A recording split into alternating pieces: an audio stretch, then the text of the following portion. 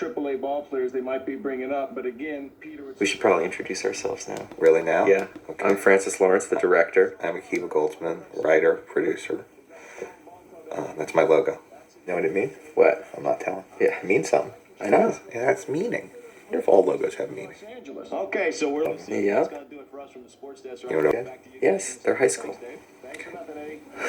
Just checking. That's not all we're from. April. This at CNN in Nancy Grace's studio. We redesigned it, and this was the very last thing that we shot, isn't it? And it wasn't supposed to be here. We put it at the front of the movie Yeah. sort of halfway through editing, right? No, it was a very good idea that you had. This was actually meant to be during a sequence that's now cut called The Fever Dream. And it was going to be on the televisions in the Tower Video store, but the information was very useful, and so it was a great idea to put it right up front and get the information out about the disease and where the disease came from and how it started. And we luckily got Emma Thompson to play Dr. Crippen, which was a coup. We really wanted to sort of start really hard. We ended up thinking it made sense to start really hard with something that was essentially real science fiction and a promise of hope for the future. You always had this notion that Crippen shouldn't be mustache twirling, that this should come out of something that really had sound ambitions, so that then when this cut happens, it's pretty striking, always very effective. Yes. The shot actually worked, by the way. Yeah. It's over at 10th Avenue in a location that got cut from the movie as well, this car dealership. Did this big motion control move, and that was one of our earliest conceptual illustrations that we did of the Lincoln Tunnel all flooded out, so that the bridges have been bombed out and the tunnels have been blown, so they're all flooded. And I like that the water's clear, because you never expect the water to be clear in Manhattan, but after 3 years... Really Fifth Avenue, which we shut down for the movie, again for a sequence that's not in this cut. We shot a lot of material we didn't use, and the movie sort of found its way as we were honing it. But one thing that sort of becomes clear right off the bat is Empty New York is a character in this movie. And, that is really important because there aren't that many characters in the movie. It is a tour de force for Will. That was an idea that we all had very early, which was to kind of smuggle an independent movie into a big sort of sci-fi action shell. It was subversive, or what we were trying to be. And so it's in large part a silent movie.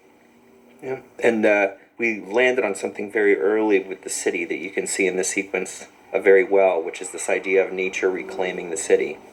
So that instead of it just being the sort of typical apocalyptic view of dark and gloomy and gray and ash covered with dark stormy skies, the idea was that nature is just taking the city back over, and the streets are breaking and grass is growing in the streets and the air is cleaner and the skies are beautiful. And we chose to place the movie during summer so that the trees would be full and the city would take on that beautiful quality that the city has during those summer months. And it was a lot of fun, and it actually enhanced the emptiness to suddenly see the nature growing in the streets and to see animals in the streets, more so than just being vacant. Earlier in that, as the car keeps speeding around, this God Still Loves Us wild posting on a truck, and that's actually the beginning of this sort of faith or lack thereof theme in the movie, where we sort of embedded it in various places throughout the movie, this idea that there might or might not be larger forces at work. Yeah, except remember shooting this sequence, we had to shoot a lot of this stuff on weekends. And so this driving sequence itself was actually spread out over the entire shoot of, 9 months over various weekends in New York City. And every time we went out there and we had a shot that had deer in it, we had to have our visual effects supervisor push around this little deer we named Dolly on this cart with wheels. And so it was always amusing to see him running up and down Park Avenue with this stuffed deer. Only blue screen sequence. Our only exterior blue screen sequence. Well, one of our two only exterior blue screen sequences. We wanted very much for the shoot to have an authentic New York feel. We wanted the truth of the city to bleed in, which I think, it did really nicely. It was really too hard to shut down Times Square and make it this distressed and turn out all the lights. So this was shot in a giant armory. It's a very good piece of special effects work. Yeah, it really is. This was the way that the studio actually originally thought and wanted us to do this, was to sit in LA and be on sound stages and create it all later. But we refused. Yeah, and Will and Akiva and I really fought to just be out on the real streets. It just informs everybody in such a different way when you feel the real wind and air, on your back, and you're standing in the middle of an empty street and where there should be cars and should be people, and it's just such a different experience. It, informs the actors and informs where the camera should be in a much different way than being in a void. But having said that, I still am very proud of the way this sequence turned out and the way it looks and feels and matches the other environments. Exclusive about movies like this is these visual effects components you work on endlessly towards the end of the movie, and you work on them until you literally have to have them wrenched from your hands.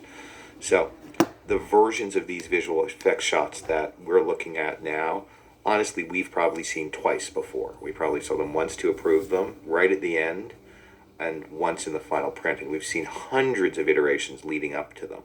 And they're literally as far as you can get just before the movie comes out. Of course, the Superman Batman logo. That Akiva stuck in. This was Akiva's domain, what were all the movie posters going to be 3 years from now? The bombs on the trash cans. Our bombs, right, which we barely use now, and our location at Washington Square. And for a long time, actually, in the conception of this, there were moments where he was living in a fire station that we were researching on 8th Avenue.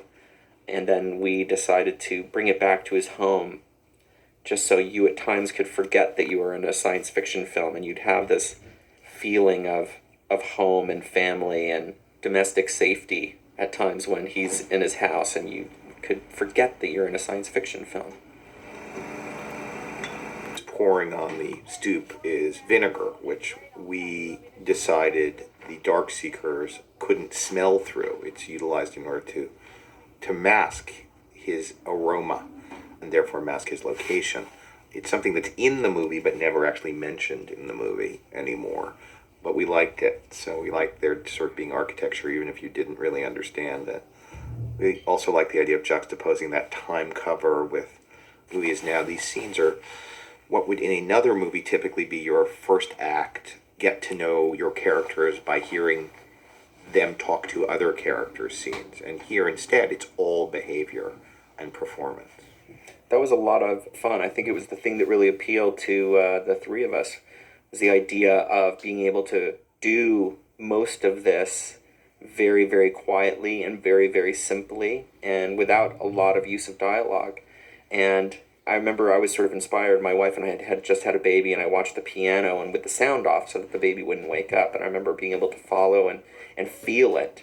And we tried to sort of use that idea as a template, which is how can you follow the story and feel it emotionally without the use of dialogue and without the use of music, just with behavior. It was a big challenge, but a lot of fun. We started moving to a place where during rehearsals we were almost trying to understand the scenes without the dialogue, to just sort of finally get to what the behavior of a scene was and how much of the storytelling is really in that. And I think we are all used to a lot of, especially in American movies, we're used to a lot of words. And it was really exciting to strip them down in rehearsal, in the making, and even in the editing of the movie, just to let the composition, performance, and story architecture sort of shine through. Yeah, but we had to be very, very specific too in the creation of the scenes and the layout and what kind of information emotionally we're sort of doling out. Are we doling out the feeling of family with the dog? Are we doling out the feeling of loneliness and isolation, and being very specific with what we're selling with each bit so we can carry the audience through and be very, very clear? It's really important, which is, we'd sort of look at each scene, and as Francis is saying, what are we trying to communicate specifically from each moment? Interestingly, boy, did we have arguments over the course of the movie whether the light was on or off in Marley's room. Mm-hmm. But, one thing that was part of our storytelling, which I'm not even finally sure people ever really connected to. It was important to us that they didn't know where he was, and that there was he was sort of quiet and hiding and under siege, not actively, but sort of under siege because he was alone in a city that was infested with something that we couldn't understand. What happened here is Francis ended up building what I think is kind of a very classic horror movie moment where you're terrified, but you're not quite sure what you're terrified of. And in part, that's clearly helped that by the fact that Will is terrified. And there's nothing scarier than when your protagonist is frightened of something in the dark. Something we had written originally, there used to be a sequence where he sat and watched surveillance monitors, and it just wasn't getting the feeling across that I think we were looking for, and it was falling sort of flat and felt a little false and wasn't as scary and wasn't as lonely and wasn't as desperate.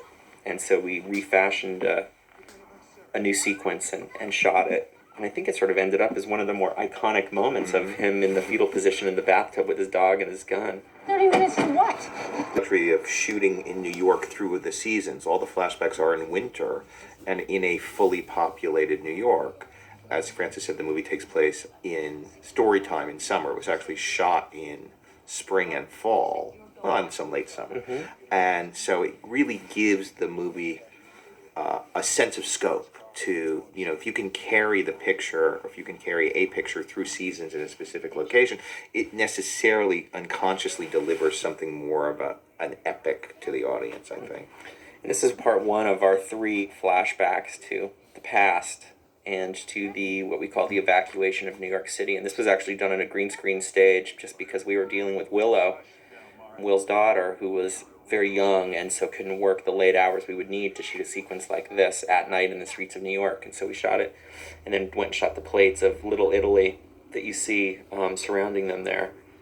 This was over the course of a week after our Christmas hiatus, and we had Will went off and grew a beard and gained some weight because he had gotten very thin and sinewy for the role, the majority of the movie. And so he could, soften up a little bit and grow his hair out and grow a beard over the month we had off for Christmas. And he came back and we shot these flashbacks right away. And then we had, 5 or 6 days for him trying to slim down and shave and cut his hair again to get back down to present day Neville size.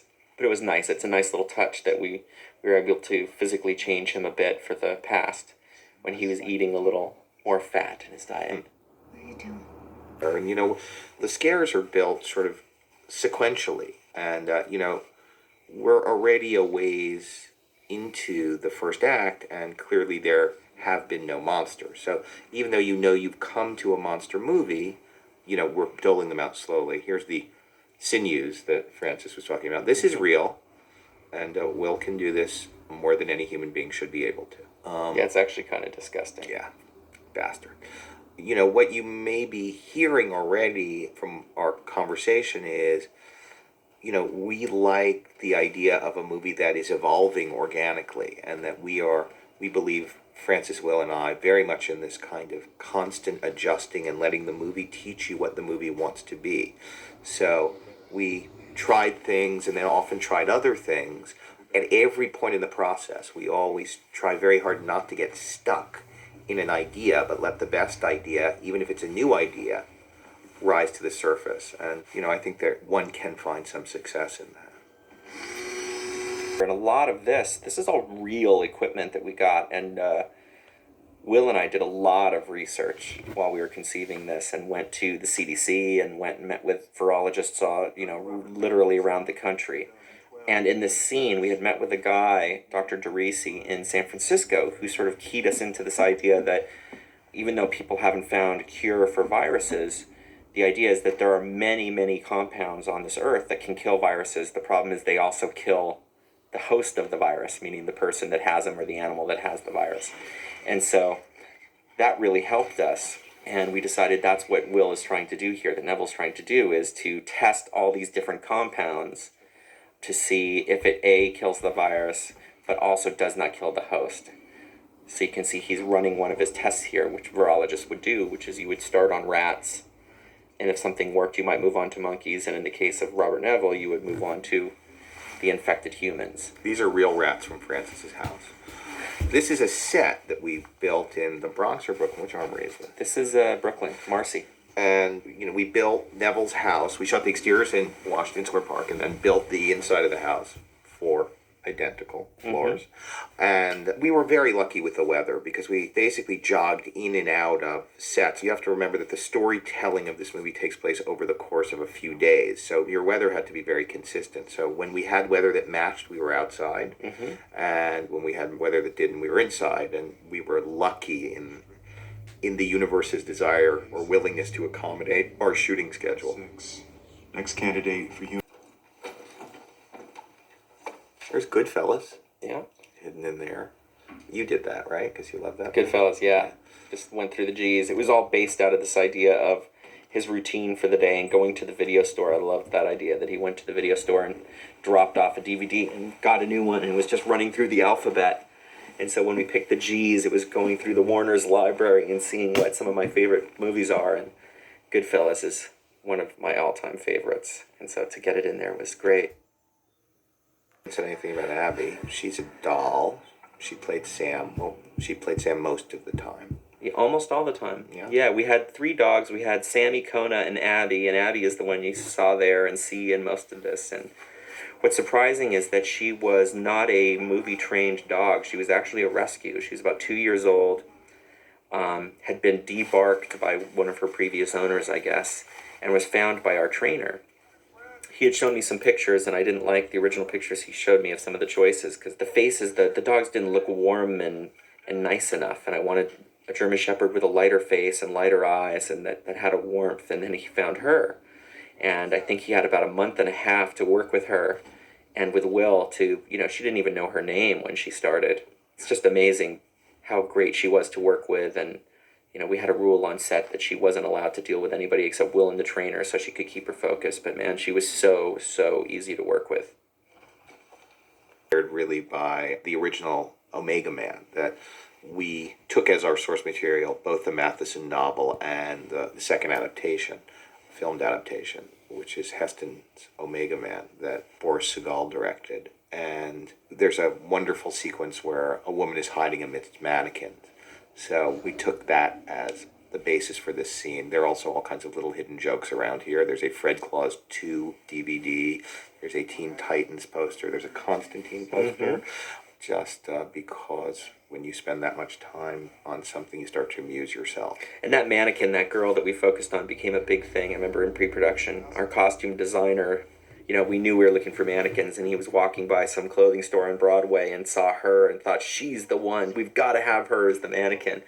And I remember it became this big ordeal because there was this shop owned by this Italian family, and Akiva, your assistant, spoke Italian, and so she went down there to go speak Italian and say that their mannequin could be in this big movie. And she ended up being our key mannequin. What I really like about that scene, though, is this idea that it's sort of the first time you see that the guy's lost his mind.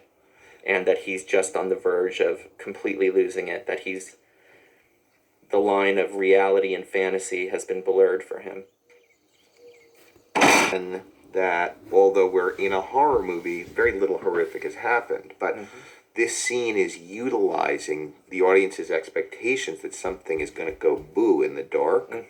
We had a bunch of interesting versions of this scene. In fact, the version we filmed had a bunch of talk in it. Sort of what we used to call whistling in the dark, kind of talking to keep himself from being bothered by the nightmare that is, a family having been lost.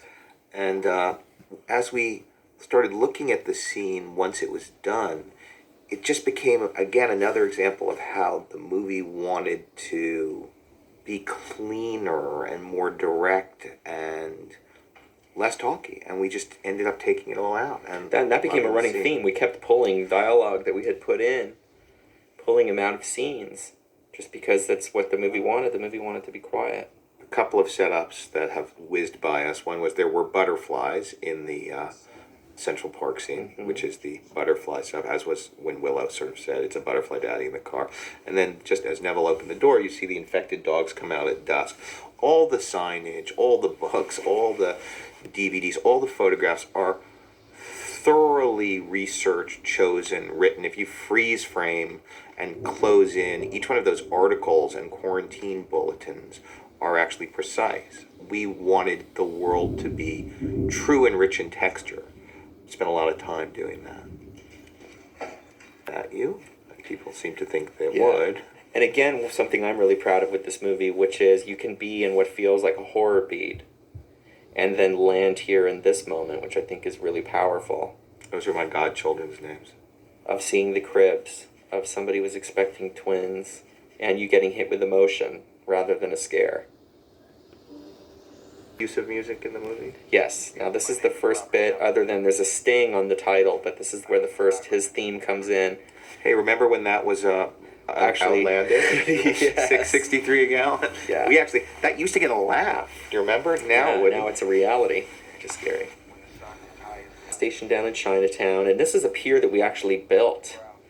You know, we knew we had a bunch of sequences out here, and so we put a spud barge out under the Brooklyn Bridge, and man, our location manager, Paul Kramer, deserves a gold medal for this one, you know, dealing with every single department and agency in New York City to get the spud barge connected and security next to the bridge, and to shoot this sequence and the evacuation sequence and some plates and things for our, what we call our demolition derby sequence. That wonderful shot of the two bridges and him sitting, you know, at the desk, and then here we're really doing our iconography of New York, where we've now ratcheted up the idea of this isolation. By showing those bridges there, we've landed again in science fiction, and now we sort of open our arms a little bit. The breadth is wider, and we start to celebrate the scope of it. So he's playing golf on the Intrepid, and this really is the Intrepid, and then he's going to run down the West Side Highway, and we're trying to fulfill now the promise that the movie started with, which is we're not pretending to be in New York, we are in New York.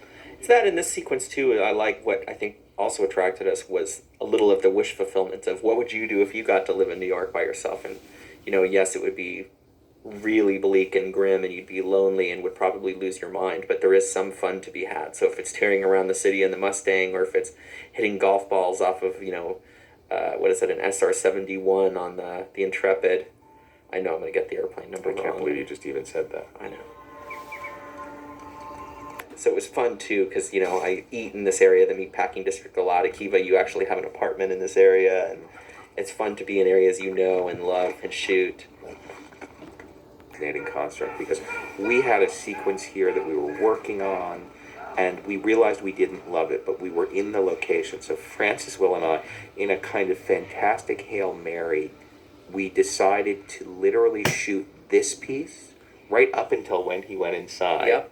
and then stop and come back, because we hadn't actually decided what was going to happen once he went in the door. Right, but we knew that we wanted a different kind of scary sequence than we had designed, and so what we did was we knew let's make it emotional. So let's throw the dog in. So we knew the dog was going to chase the deer into the building, and that we would, over our Christmas break, refashion the sequence into something else, and we came up with this, which is our haunted house sequence, which is go into the dark, which he would never do. And so it was key that his dog went in there, because it would be the only reason he would ever go into the dark. And we built this, what I think is arguably the most frightening sequence of the movie. Yes, And absolutely. it's interesting because it reminds us of what we're scared of.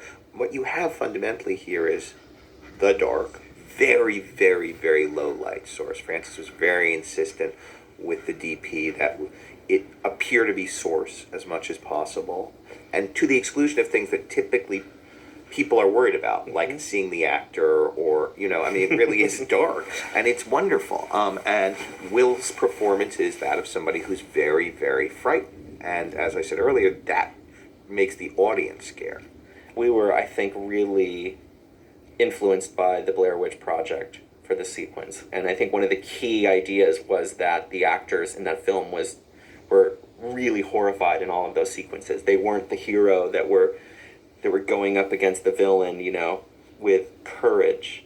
But here we have Will petrified, and you just never see that. And I think we are just living in this world in his shoes, and if he's petrified, we have to be petrified. Remember, we had a version of this sequence years ago that was in the UN?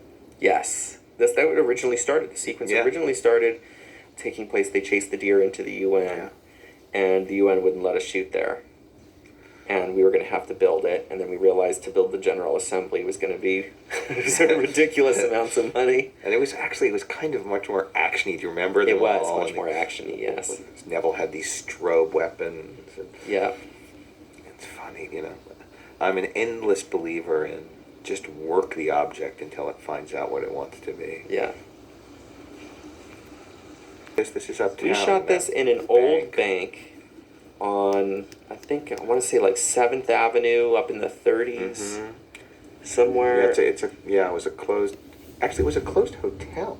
Well, it's next door. We would go in through a closed hotel. Right. The hotel was taking it over. Right. But yeah, we found this vault, which is one of the reasons I wanted to shoot here. It had these great stairwells and narrow tunnels, and it was sort of wrecked, and we went with the idea that it was a burnt out bank. And I also loved the idea of this money, that in our world now, all that cash laying on the ground is so enticing, but here in this world, it means absolutely nothing. We always, for whatever reason, liked this idea of the creatures sleeping standing up. And I think something that out of early development kind of stuck with us. And, this is actually intro creatures scene. Even so, they're more hidden than not. But now, probably, what are we, 30 minutes into the movie? Yeah, this is about 30 minutes in. And this is the time we actually say, well, you knew they were in it, here's what they look like. Yeah, but still, let's keep a glimpse. I think it's always more interesting to keep the Monster visuals. Fleeting glimpses of them is a little more interesting. So as soon as they become too clear, they're just not scary anymore. It's sort of true with any monster. When you see the shark in Jaws too much, it's not very scary. Including the alien. One of the most effective things in Ridley Scott's Alien was that you barely ever saw it. Yeah. Yeah, it was good. Stuff is tricky when you're trying to light something only with the spotlight on the end of somebody's gun. Yeah. You're running through a dark building. This was the trickiest stuff to shoot in this whole sequence. Screwed around with the order of it, but you always were so enamored of this. The kind of the booby trap, the mechanics of and the precision of the mechanics of how one would actually do it. Yeah. It's a little faked. Well, it's right closer now than it might otherwise. Yeah, no, I mean, the idea of it is all right in terms of counterweight and how you set a snare and things like that, but the actual positioning of the loop, getting caught, is wrong. But I think, the little cheat is okay, and nobody's picked up on that one, actually. I haven't seen that on the internet. Out of everything. He was putting vinegar on his jacket there. That's more use of vinegar. Oh, and by the way, while I have the chance and I'm thinking about it, if you look earlier in the movie, there are generators in his house. For all of those who say we left the power on, there are generators in his house. He gets gas, and there's a pump in the bathroom. Even though New York is gravity fed, so up until the first 4 floors, you can get water unless all the water mains have broken somehow. I just thought I would get that out there. You feel better? I do feel Sure? better. Yeah, I mean, when you have even, a quarter of the critics out there saying that they've left the power on. All right. Okay. Yeah, that's There are people that don't know what generators All are. right. Okay. All right. Don't make me turn this theater right around. This idea of him snaring and capturing one of the infected. Location work downtown in the meatpacking district. Yep, under the Highline, which they're now turning into a park. Now that we're going to start to see our creatures and things here, what we did was we were actually going to use prosthetics, and we had cast a group of 40, dancers and parkour acrobats and to be our creatures.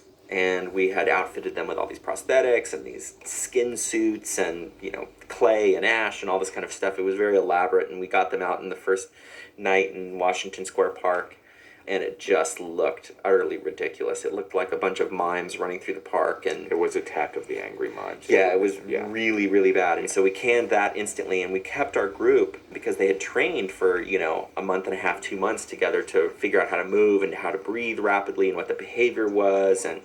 But what we did was we then put them in motion capture suits, and they became our creatures. So we had them on set doing performance, and this was Joanna, who was our alpha female, and we had a guy named Dash Mihawk, who's a very good actor, playing our alpha male, and then our core group as the rest, as our Praetorian Guard and the rest of the group that's in the film. And what would happen was we would shoot with them on set and do anything we normally would, and then once our shots were chosen and the cut was put together, we would hand it off to the visual effects company and Sony ImageWorks, and they would then replace them with our computer-generated creatures. And we designed these creatures sort of from the disease out. And the idea was we sort of came up with what the disease did, which you learn a little bit about here, which is, that it spikes your metabolism and your heart rate is up and your oxygen usage is way up, and only the strongest can survive, and it's encephalitic, and it affects your brain and how you think, and we went with how does that change somebody physically. And so it gets rid of most of the body fat because the metabolism's burning, so there's almost a translucent quality to the skin, and they're very muscular and sinewy and fast and strong, and they need to eat voraciously, which is sort of their need for protein and their kind of hunger, and they're feral. 104 and decreasing. Ethan Akiva hates it. Oh, right. I know it makes you happy. I love that shot. It's a good opportunity to sort of take a moment to talk about Will, because the reason that the movie is successful finally is his ability to carry it. It's a performance piece. As we said earlier, it's hiding in action movie or horror movie or sci-fi movie clothing alternately. But what he's doing is he's actually delivering a character, an unexpected character, on screen alone for most of the picture. And it's uniquely his ability to create a kind of intimacy with the audience that pulls us through. And part of why he is so good at this, I think, is not only does he have a tremendous amount of talent, but he works on the movie as a filmmaker the way Francis does or I do. We all sort of get into it and try to make the movie as thoughtful and to understand it as thoroughly as possible. And I think what you find is in everything from the production design to those paintings that are brown bagged by the stairway, which we'll talk about next time we see them, to the way the camera is positioned, the scenes are written, and the way the movie is finally acted, it's on purpose. It doesn't mean that we get it right, but we're trying at every point to do something intentional and that we've thought about, and no one is more exemplary at that than Will is. Yeah, we were definitely not winging it. That's for sure.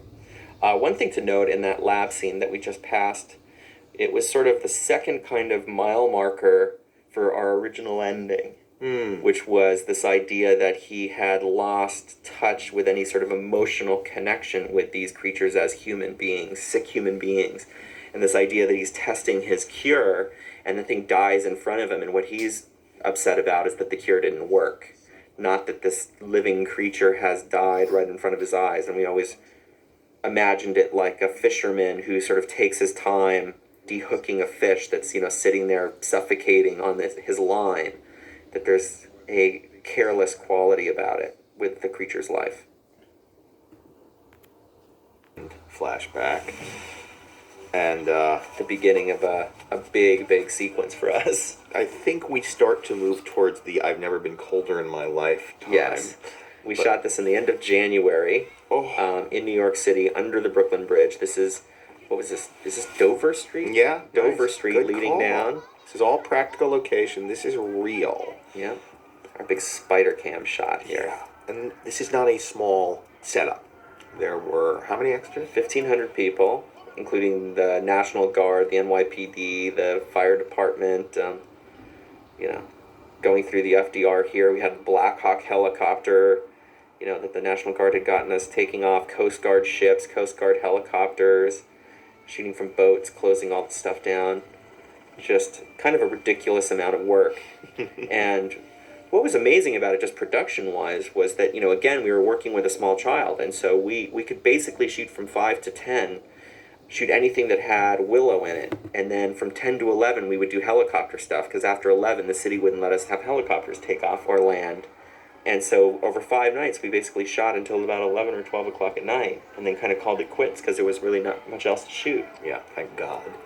But it did get down to about 7 degrees, and I remember that it was our second or third night out there, and we were gonna, one of the big characters in the sequence is this Coast Guard Dolphin, bright orange helicopter, and the landing gear had frozen and cracked and was leaking hydraulic fluid, and when that happens, they only have one more landing in them, and so they land at base so they can replace the landing gear, and so that even shut us down for a night, so that cost us a night.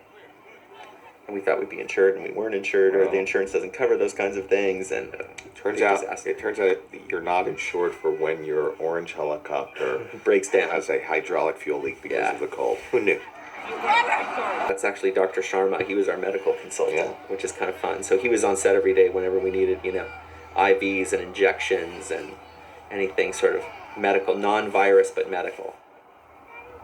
We actually did this in really long takes.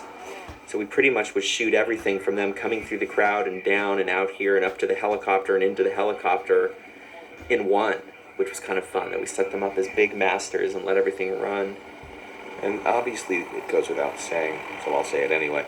The movie alternates between really intimate and really giant, which is a fun rhythm.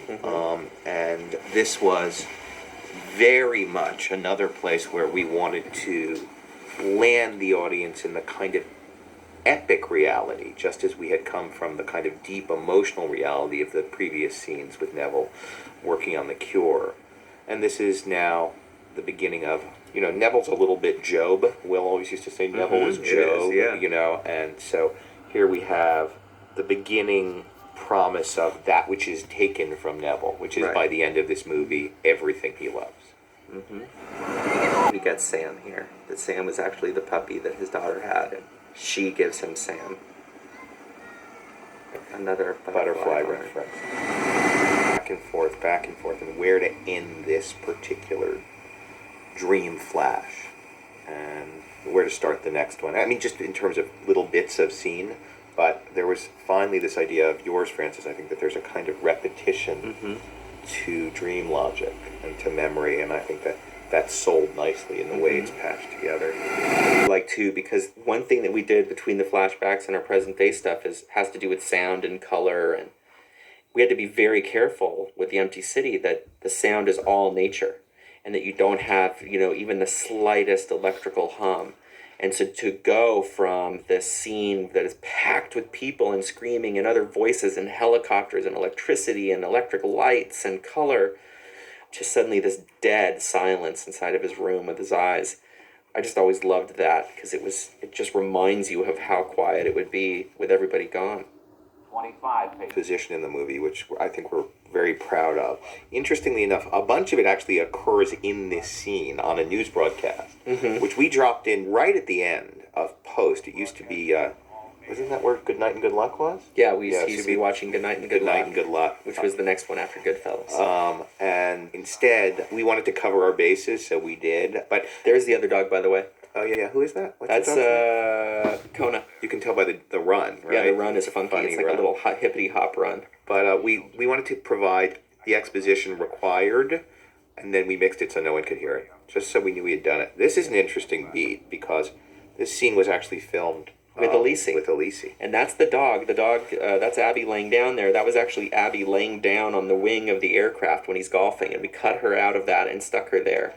And we created entirely in post this sort of moment alone with Neville and the dog fishing in the Met, which was really fun. Temple of Dendor. In the Temple of Dendor. Francis wanted to shoot in literally since he heard the words Temple of Dendor. And then this was another one of those very complex scenes. This is one of my favorite sequences in the movie. Just, it's a nice long sequence, and Neville goes through a lot. We wanted to shoot this in front of Grand Central. It was one of the trickiest things. The city had never shut this viaduct down before, and we needed it for 6 days. So they let us do it over 3 consecutive weekends, 6 days. So we would actually shoot for 2 days, go away for a week, shoot for 2 days. We really lucked out again with weather. There was one moment where you see the mannequin move, and we had actually had a little thing running where we cast people to play our mannequins. And in the background of some shots, you can see they're real people playing the mannequins and not actual mannequins, and it was to sort of nod at the idea that Will or Neville thinks these mannequins are real. And I think it's pretty effective in this sequence, and quite frightening. And it sort of draws you into his state of mind here. But this was pretty amazing to come out here and shoot this and be up on this viaduct and have Will shooting this machine gun basically on top in front of Grand Central. And through visual effects here in a minute, we see him shooting at the buildings and blowing windows out and all this kind of stuff. And it was just very, very strange. But we also had to be very careful because right down below, there are the Grand Central, police squads that are there, to watch out for terrorism. So we always had to make sure we let them know we were about to start shooting. Is interesting because it is another one of these performance-driven tours of emotion. Mm-hmm. Because he goes through a series of emotions, disbelief, and then confusion, fear, paranoia. And again, he's doing it all on his own. He doesn't have other characters to interact with. Mm-hmm. That's very, very, it's very articulate acting. Really this is a very early Mark Protosevich idea. Yes, of getting trapped by the creatures. Hanging, and we've moved it around, but it's something that's really abided, and quite disturbing, Yeah. I think. And that really is Will hanging there, by the way, guys. Yeah, and very effective too, because you've spent so much time setting up how scary the dark is, and his alarms on his watches, and so to do this kind of fade out as he passes out and to wake up and it be dark and the shadows be cool and the bugs to be out and the alarm to be beeping, you now know it's very, very bad. Tricky because we had these 6 days and light played a very specific part in all of these sequences. And so for the approach, we had to shoot in the mornings when there were shafts of light coming down through the street. And when he got snared, it was supposed to be midday. So we had, an hour window each day to be shooting the snare portion when the sun was right down the canyon. And then this stuff, splitting this up and shooting a bit of each part each day, which got sort of tricky for Will and his performance, but also for us, just kind of keeping track of what we had achieved each time. It's much easier to just sort of be able to shoot something in order and make your way through it than to split it up like that over 6 days, over 3 different weeks. But it worked out very well, and I'm very happy with the way this looked. Okay, part B will be coming. Stop the 15 minutes. Part B coming soon.